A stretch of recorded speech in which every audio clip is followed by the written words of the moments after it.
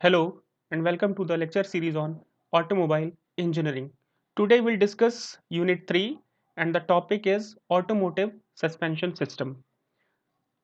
To start with, we'll first understand the importance of suspension system in a car in an automobile. The automobile chassis is basically mounted on the axles and it is not mounted directly. It is indirectly mounted using some springs. So this is basically done to isolate the vehicle body from the road shocks, which may be in the form of bouncing, say rolling, pitching, or swaying. So these effects may give rise to some uncomfortable situation to the driver and to the passengers and may cause additional stresses. In order to avoid this, all the parts which perform the function of isolating the automobile from road shocks, various other parameters which affect the human comfort, are basically the elements that provide the comfort to the human being is collectively known as the suspension system. So they include the springing device used in various mountings for the same. Okay. So broadly speaking, we can say that suspension system consists of a spring and a damper as a whole. So it serves the purpose like it protects the vehicle itself from various bumps, various rough surfaces, and any cargo or luggage from the damage and wear. Okay, this include the human being also and provide the that basically comfort condition. So it maintains car stability during rolling, pitching, bouncing action, and it also ensures proper steering control that ensures that the contact between the tires and road is perfect. So vehicle coordinates we can see from here various effects like rolling along this axis. Okay, this is y axis, this is z axis. So if the vehicle turns about this axis, z axis, this is known as yawing. If it turns about the y axis, x axis, it is known as rolling, and if it moves around the y axis, then it is known as pitching.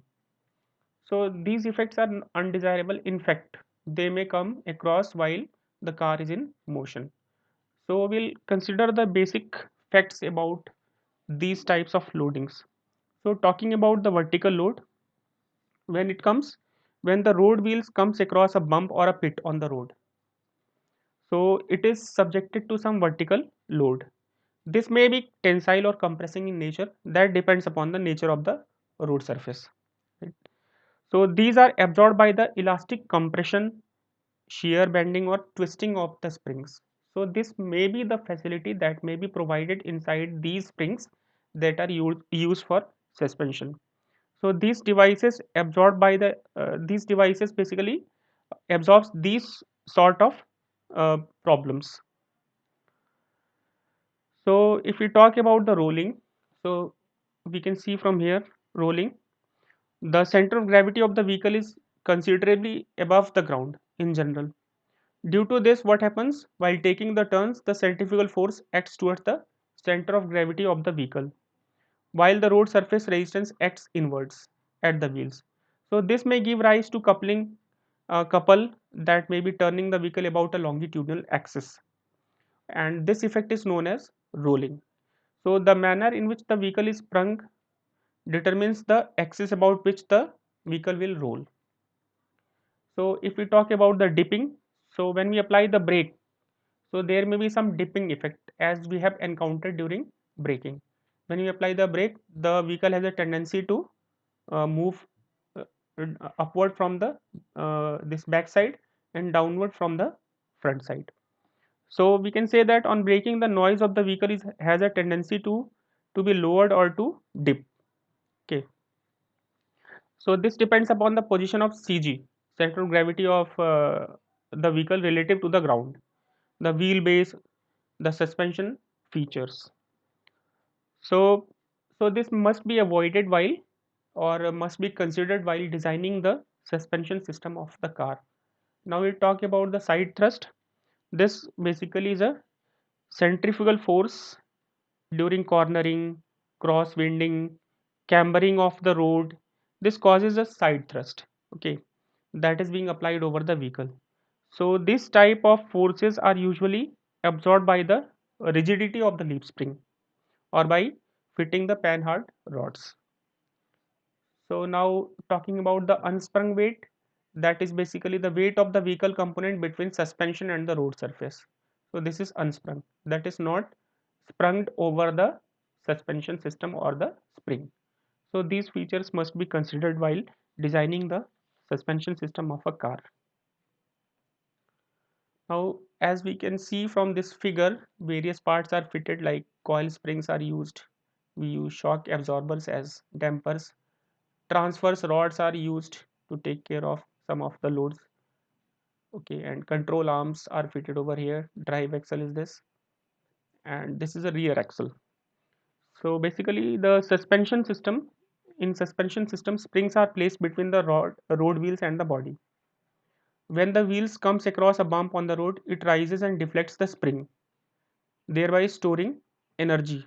Okay, on releasing due to the elasticity of the spring, it rebounds, thereby expanding the stored energy. In this way, the spring starts vibrating and with amplitude decreasing gradually on the account of internal friction of the spring material and friction of the suspension joints till vibration ends. So this is the effect that the suspension system provides. Now we'll classify the suspension system, and these are classified as steel springs consisting of leaf spring, tapered leaf spring, and coil spring. And other classification is rubber spring that consists of compression spring, compression shear spring, steel reinforced spring, progressive spring, torsional shear spring. Other classifications are torsion bar, plastic spring, air spring, and hydraulic spring. Okay, we'll discuss today about the steel springs. So now about the steel springs, the most common is the leaf spring, and we generally use semi-elliptical leaf spring, and that is used in light commercial vehicle and heavy commercial vehicles, and this is basically used in cars rear suspension. Okay, in LCVs and HCVs. So we can see here the components of the leaf spring. Okay, these are the various components. This is master leaf spring, and these are other leaves. So they are rebounded using rebound clip, and we can measure the thickness. We maintain this thickness up to the desired limit, and U bolts are basically clamping bolts to hold all the springs. So we can see that the spring consists of a number of leaves, and these leaves are called blades. So these blades basically vary in length. Okay, the composite spring is based upon the theory of a beam of a uniform strength. So in total this provides an information which is being generated through theory of that beam of uniform strength. So the lengthiest blade, that is this one, upper one, has eyes on its ends. So there are two eyes, like here eyes, and this one eyes, and this lengthiest blade is known as master leaf. Okay, all the blades are bound together by means of steel straps, as I have told you. Okay, straps are used to bound. So the spring is supported on the axle through this eye, front or rear by means of V belt. One end of the spring is mounted on the frame with a simple pin, while on the other end connection is made with a shackle. Okay, sometimes we used to use a shackle. So when the vehicle comes across a bump on the road, the wheel will move up, so that basically deflects the spring. So this change the length of the spring, every spring between the spring eyes. So if both ends are fixed, the spring will not be able to that compensate this change of length. So that's why we used to use a shackle.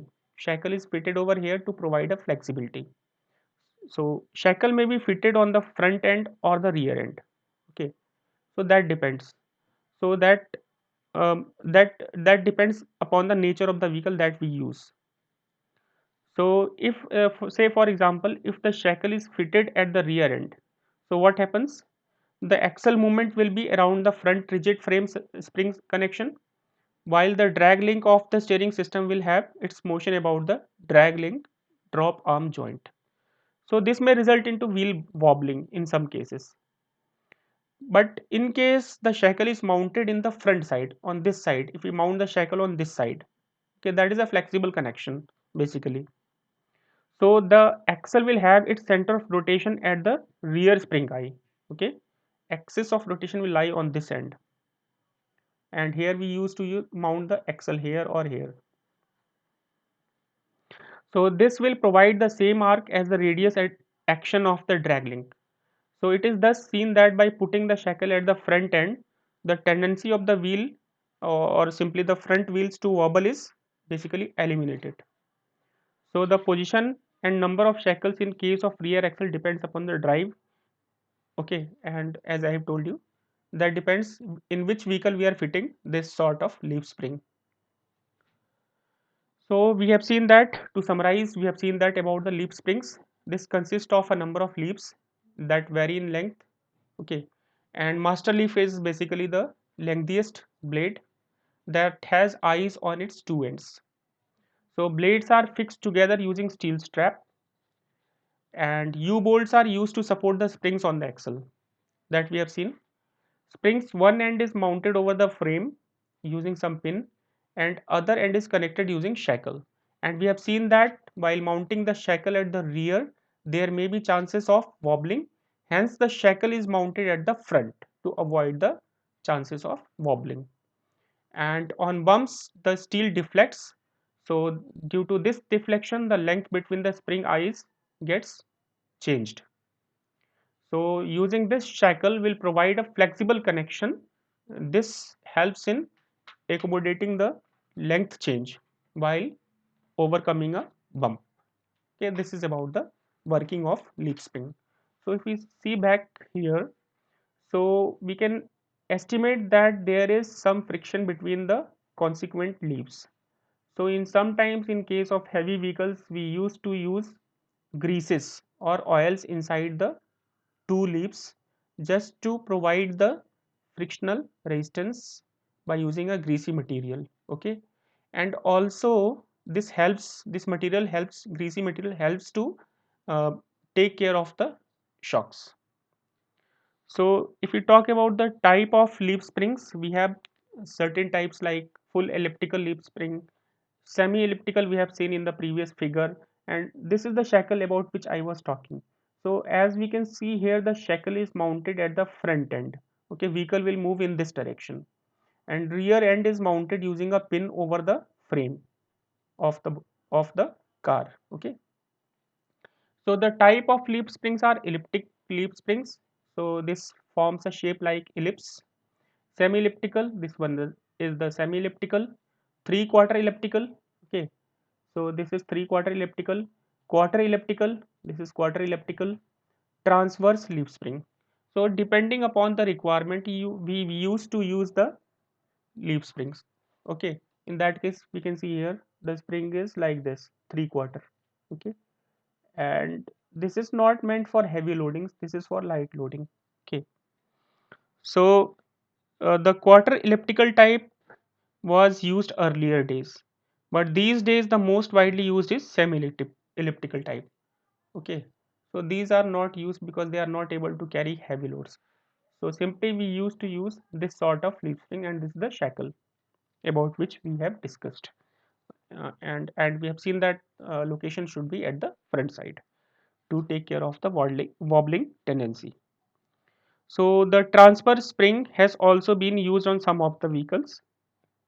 This type is the cheapest one, but has the disadvantage that the vehicle body in this case is attached to the springs at only two places, which imparts the vehicle a tendency to roll easily when it runs fast on a sharp corner. Okay, so in general we can see that in the market this semi elliptical leaf spring is much popular as compared to other types. Okay, now we'll talk about the helper springs. So these are provided on many vehicles in addition to the main leaf spring. So here we can see that the helper springs are provided. This black one is the helper spring. Okay, so in case of light loading, helper springs are inactive. but when the loads are very high, the helper springs share the excessive load. Okay, during normal loading conditions, these do not comes into action, but when the load increases beyond a certain limit, then these helper springs helps to sustain the load. Okay, so we can say that when the load on the road wheel is increases so much as to deflect the mainspring to such an extent that the ends of the helper spring touch the special brackets fixed to the side member, the helper springs come into action. So these are used in rear suspension systems of vehicles. Okay, so this is about the helper spring. So to conclude, we have seen that so these helper springs are provided in many commercial vehicles in addition to the main wheels, and they allow for a wide range of loading conditions. Now some other type of leaf springs are conventional leaf springs that are generally used. Eye mounted springs, these are used in heavy trucks. Tapered ended slide spring, progressive spring and trailer spring. So these are some other types of leaf springs that is generally used. Now talking about the leaf spring material, the suitable steels that have been used for the leaf spring are like chrome vanadium steel. This consists of 0.46% carbon, 0.57% magnesium, 0.17% silicon, 0.15% nickel, 1.4% chromium, and 0.18% vanadium. And other materials are silico manganese steel, carbon steel.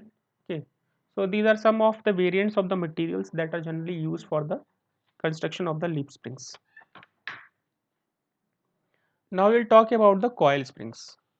So we can see, and we have generally seen in many cases in motorcycles, even in bicycles also we have seen the use of a coil spring. So these are the coil springs. This is a MacPherson strut type of system, suspension system, in which we use a damper and a coil spring. So these are the coil springs that used to suspend the that sprung weight over them. So these used to take care of the sudden road shocks.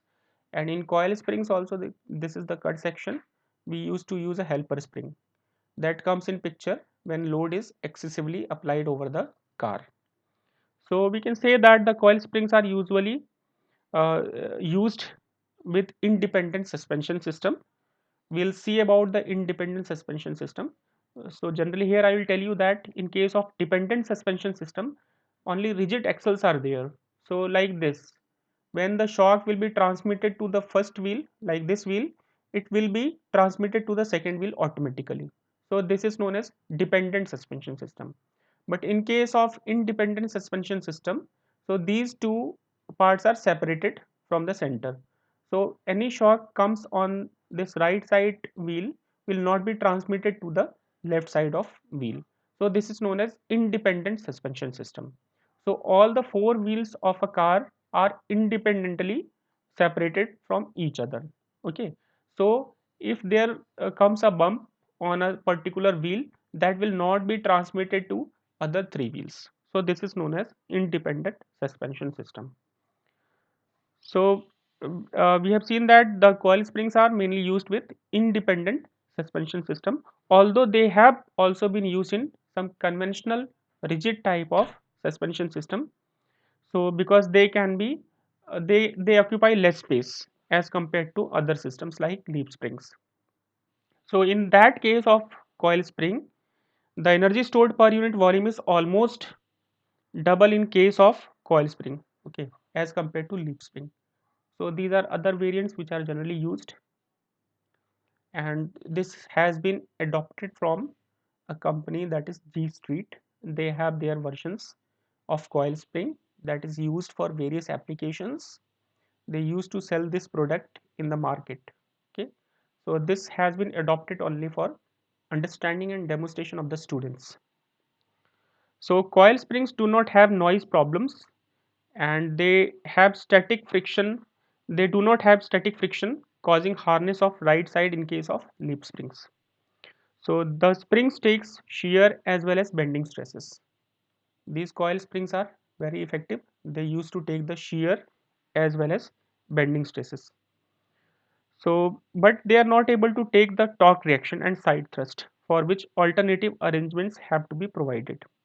In some cases, as I have told you, that the helper springs is also used to provide progressive stiffness against increasing load. Okay, so this is all about the coil spring. So to summarize about the processes of coil springs and utilization of coil spring, we have seen that this coil spring is mainly used with independent suspension system, and they may also be used in conventional rigid axle suspension system. So these occupy less space and they are able to accommodate double energy storage as compared to the leaf springs. If we talk about the noise that occurs in case of leaf spring is more as compared to the coil springs, so coil springs are less noisier in operation.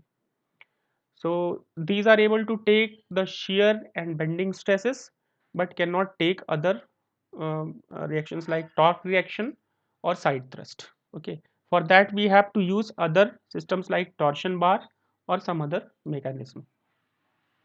And we have also seen that a helper coil spring is also used sometimes to provide progressive stiffness against spring increasing load. So this is the reference that have been used